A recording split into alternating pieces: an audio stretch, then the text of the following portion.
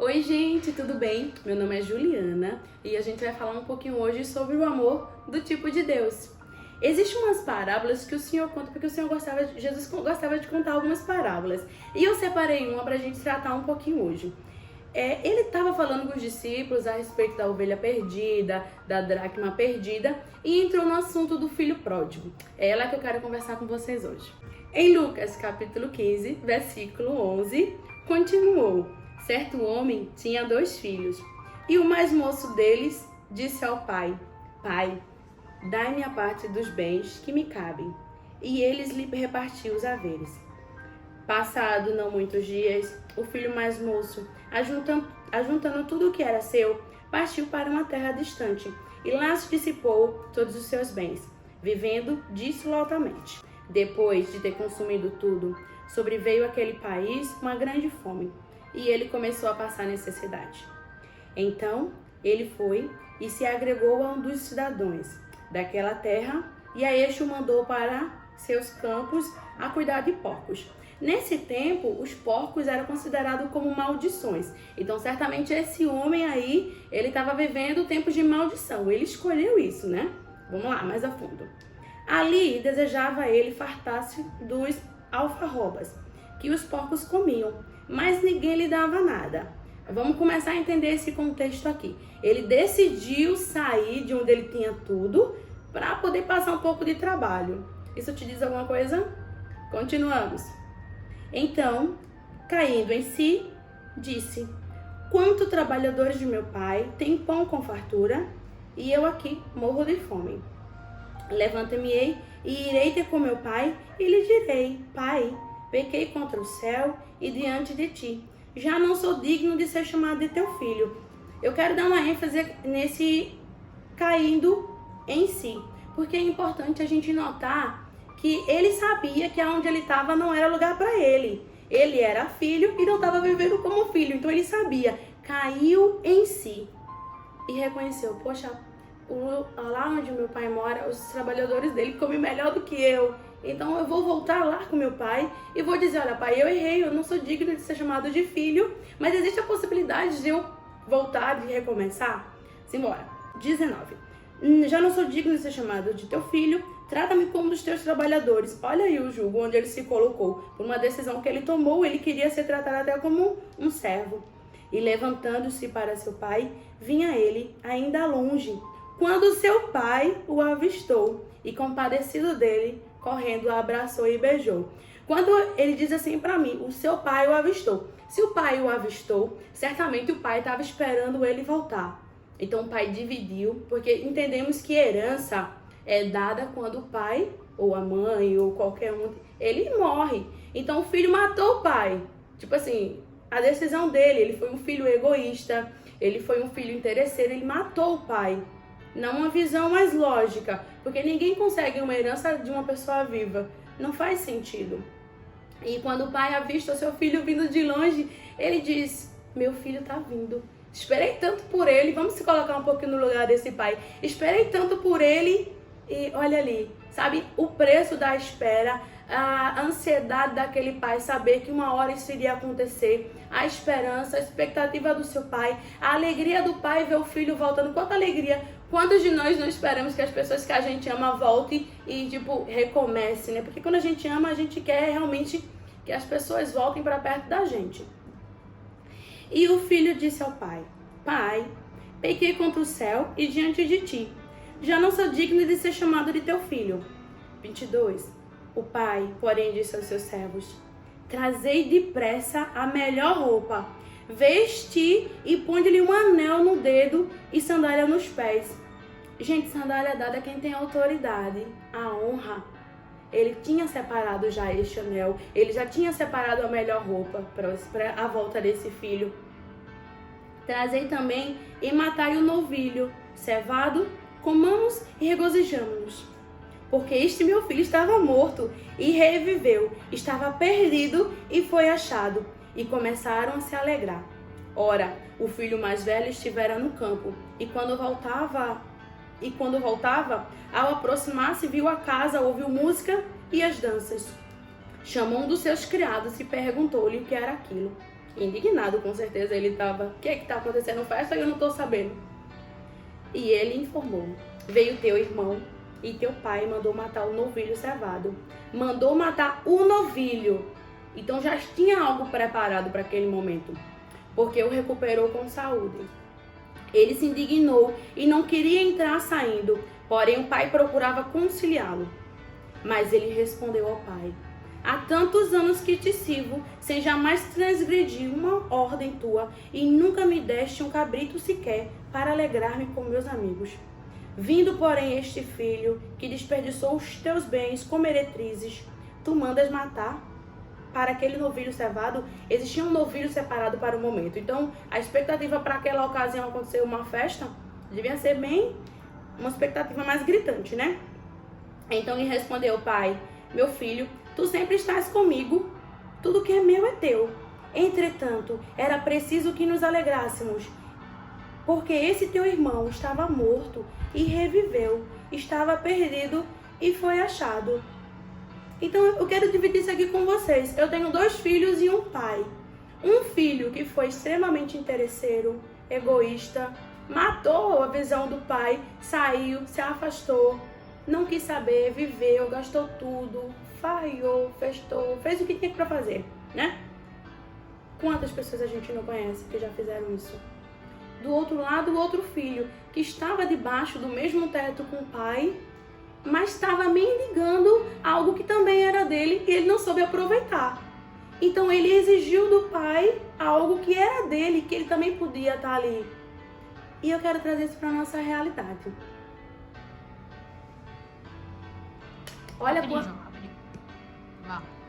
Olha quanto tempo esse pai ficou esperando esse filho voltar.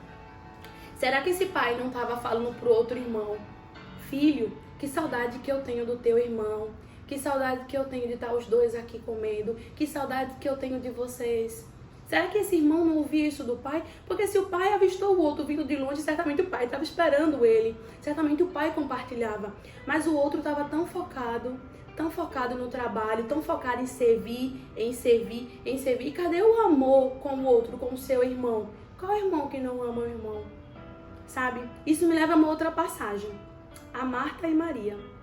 Vamos lembrar que o Senhor foi visitar Lázaro e imagina o Senhor chegando, Jesus chegando com seus 12 discípulos na casa de Maria e de Marta. E Marta agoniada, querendo servir o melhor. E ela não estava errada, viemos e convenhamos. Ela não estava errada, ela queria servir o melhor. Ela estava ansiosa, ela queria preparar tudo de bom e melhor, que não lhe faltasse nada. Mas certa hora ela se deparou com Maria ali no meio. E Maria estava se deleitando na presença do Senhor. E Marta chega para o Senhor e diz: Marta, por que tu tá tão agoniada, mulher? Tu não tá vendo que a melhor parte Maria escolheu? Maria tá aqui, ó, ouvindo o que lhe traz paz, o que lhe traz esperança. Vamos voltar para a palavra do filho pródigo. Será que o filho não ouvia do pai? Cadê o teu irmão? Onde anda teu irmão? Será que aquele irmão não ansiava uma saudade de vou buscar meu irmão? Vou atrás dele, sabe? Quantos de nós não temos amigos que se afastaram da palavra do Senhor? Quantos de nós vê os amigos que cresceram com a gente dentro da igreja e por qualquer motivo pessoal que não nos cabe, porque a Bíblia só cita um acusador e não é eu e você. Você foi chamado de filho e o Senhor nos escolheu para ser filho. E como filho a gente não se comporta, porque muitos se afastam por besteira, por cair em ofensa, porque pecou, porque não encontrou mais a luz, porque não achou mais aquilo que procurava, porque estava procurando com a motivação errada, que foi o que o filho pródigo fez. Ele pegou a herança, saiu, curtiu, gastou, fez tudo errado. Certo momento, caiu em si, o pai volta para o pai reconhece, independente do pai não bateu nas costas e disse: ei, eu te falei que tu ia voltar? Não. O pai diz: ó, prepara a melhor roupa, prepara o anel, prepara o servilho, prepara tudo e vamos comemorar, porque meu filho está de volta. É assim Deus conosco. E Ele prepara o melhor pra gente. Ele só quer que a gente caia em si e volte pra Ele. E Ele tá falando pros 2 filhos: olha, tu tá dentro da minha casa, tu tá ouvindo a minha palavra. tu tá ouvindo tudinho, tu tá congregando, tu tá comunhando com os teus irmãos. Mas a motivação tu não entendeu, porque tu não sabe que tu ainda é filho. Porque a tua obrigação de filho é amar o teu irmão. Esse é o segundo mandamento. Tu tá amando o teu irmão? A minha pergunta pra você. Será que o teu irmão que se afastou por tantos outros motivos que não convém aqui estar falando, não merece um pouco da tua atenção de ir lá buscar ele? Ei, vamos conversar. Lembra porque você começou? Lembra aquele amor que você tinha por Jesus? Lembra como você estava e que Jesus te resgatou? Ele pode fazer isso de novo. Não há tempo perdido, sabe? Tipo, vamos começar de novo. Ah, mas aí o Senhor não, o filho mais velho falava, o Senhor deu tudo para o outro, o Senhor fez assim, o Senhor fez assado. Mas o Senhor tá dizendo, o pai tá dizendo pro filho, olha, tu tinha tudo comigo. Tudo. Mas tu não tá entendendo que a gente tá incompleto aqui?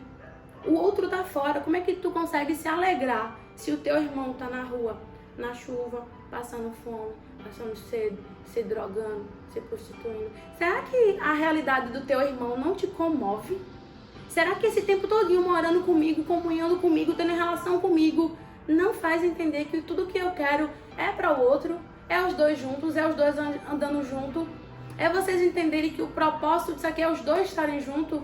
Tudo que é meu é de vocês. Tudo que é meu é de vocês.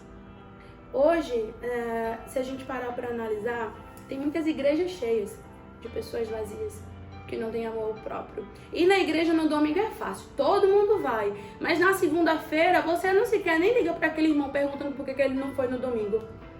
E aí? O que é que faz? É o relacionamento que Jesus está te ensinando a ter?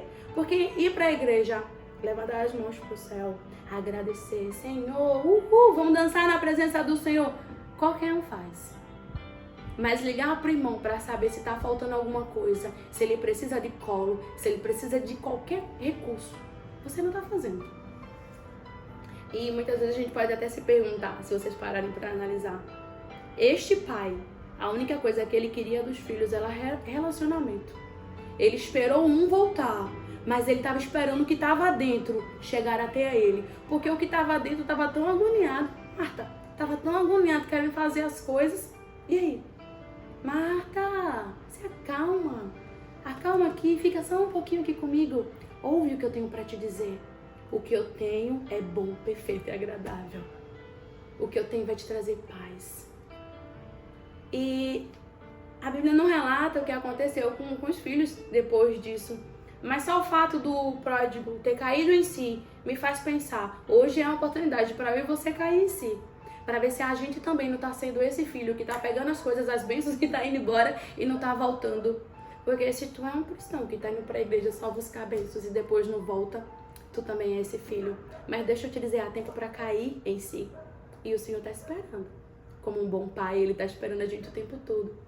E Ele espera assim, ó, carinhosamente, com os melhores. Ele tem melhores vestes, tem melhores tudo pra gente. Só falta a gente cair em si e buscar aquilo que realmente é dele. Eu como filha, será que eu não posso aprender? Porque existe uma diferença de deixar herança e de deixar legado. Eu não sei se você sabe, mas deixar herança é o que você deixa para alguém. Deixar legado é o que você deixa em alguém. A minha pergunta é pra você tá deixando herança ou tá deixando legado? Ou não tá deixando nada? Tá achando que isso aqui é um passatempo que você não vai responder pelas suas atitudes? Porque eu vou te falar, a gente vai responder por tudo isso. Mas hoje, o convite é, vamos ter relacionamento com o Pai que está disponível a nos dar tudo aquilo que a gente precisa.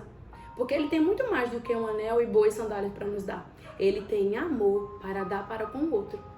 E isso é o que importa. Diante de todo esse cenário que a gente está vivendo hoje, é parar e escutar o teu irmão. A gente está vivendo dias difíceis, mas para uns, tanto faz como tanto fez. E aquele irmão que não está indo comunhar na igreja com você? Porque simplesmente se afastou e você acha no direito de talvez ser melhor que ele. Já pensou que você pode voltar, fazer uma ligação para ele e dizer, cara, cadê tu? 5 meses de pandemia, tu não deu sinal de vida, o que tu tá fazendo? Vamos aí, vamos conversar um pouquinho? Vamos tomar um café? Sabe? Todo lugar é bom e importante pra gente falar da palavra do Senhor e entender que o que o Senhor quer da gente nada mais é do que relacionamento. todo pai, ele anseia um relacionamento para o seu filho. E é isso que ele está nos ensinando. Provavelmente, se desse continuação a essa parábola, esses filhos aprenderam alguma coisa, ou não, porque também é um direito de cada um querer aprender com a situação. Mas será que o filho que saiu não se tornou um bom pai? Será que o que estava não entendeu que aquele era o momento para ele também se tornar um bom pai e aprender? Porque dinheiro acaba, gente. A herança acaba. Mas o legado fica. O caráter fica. E o Senhor deixou pra gente como filhos fazer tudo em prol do outro, com amor. Porque se não existe amor, em 1 Coríntios fala, de nada adianta. É tudo vaidade. Se você faz as coisas com a motivação errada, você vai colher a motivação errada. Mas a motivação certa do Senhor é um cuidar do outro. Porque assim não, Senhor, tu amarás o teu próximo como a ti mesmo. Se você não está recebendo ligações, eu não vou ligar para ninguém, porque não sei o que, ninguém ligou para mim nesse momento de pandemia. Ok, você não vai ligar, porque não ligaram para você. Você vai pagar na mesma moeda? Quando o Senhor nos ensinou a dar a milha a mais, a fazer a entrega do outro lado da face, dá aquilo que não está se recebendo, porque a colheita vai chegar. E a única coisa que eu e você pode aprender com isso, a plantar o que é certo para colher o que é certo. A colheita vem, gente. E ela vem sem demora. E quando você semeia aqui você colhe. Mas na eternidade, o galardão já existe. Porque o Senhor já viu o final disso tudo. Ele já viu tudo que você está passando. Ele sabe que você está no meio dessa pandemia, triste, abandonado, talvez até sozinho. Mas o que é que eu estou dizendo? Você já parou para ter relacionamento comigo? Você já perguntou para mim? Eu não ia comentar, mas já estou aqui, né? Certa vez eu estava sozinha em casa e muito triste porque ninguém me ligava. Eu disse, poxa, ninguém me liga, ninguém me procura. E o Espírito Santo falou para mim nitidamente: é assim que eu me sinto quando você não fala comigo. Juliana, como é que eu vou falar com o Espírito Santo? Fale para você. Como você quer que ele fale com você. Que ele vai lhe responder. Porque o Pai anseia responder. O Espírito Santo é o responsável aqui na Terra de nos dar a conexão diretamente com o Pai. E ele anseia por esse relacionamento. Então, imagina a cara de felicidade do pai de ver aquele filho voltando. Uau! Ele voltou. Quando uma pessoa muito tempo afastada do Evangelho vai lá e diz assim: Jesus, eu te aceito de novo. Ele está dizendo: eu quero voltar para o primeiro amor. Eu quero voltar para onde tudo começou. A Bíblia diz que existe festa no céu, né? E a gente celebra quando um pecador se arrepende dos pecados. Eu não sei qual é a fase da tua vida hoje, mas saiba que independente da situação, seja você o filho pródigo ou o filho mais velho, Deus ele anseia por um relacionamento com você. E ele tem amor para lhe dar. E todo amor é transbordante. Porque só transborda quem é cheio daquilo que o Senhor nos dá. Então, sejam abençoados, que essa palavra seja alcançada e que você seja a resposta de Deus na vida de pessoas e não seja uma continuidade desse mundo que está cada vez mais egoísta. Não queira para você o que ainda não é seu, porque se não é seu, porque Deus não lhe deu ainda, é porque você não está preparado para receber. Então busque do Senhor para que Ele lhe capacite mais e mais, para que você seja a imagem e semelhança dEle, aonde Ele quer que você vá, e os propósitos vão se encaixando, e você vai transbordar o amor de Deus. Sejam abençoados.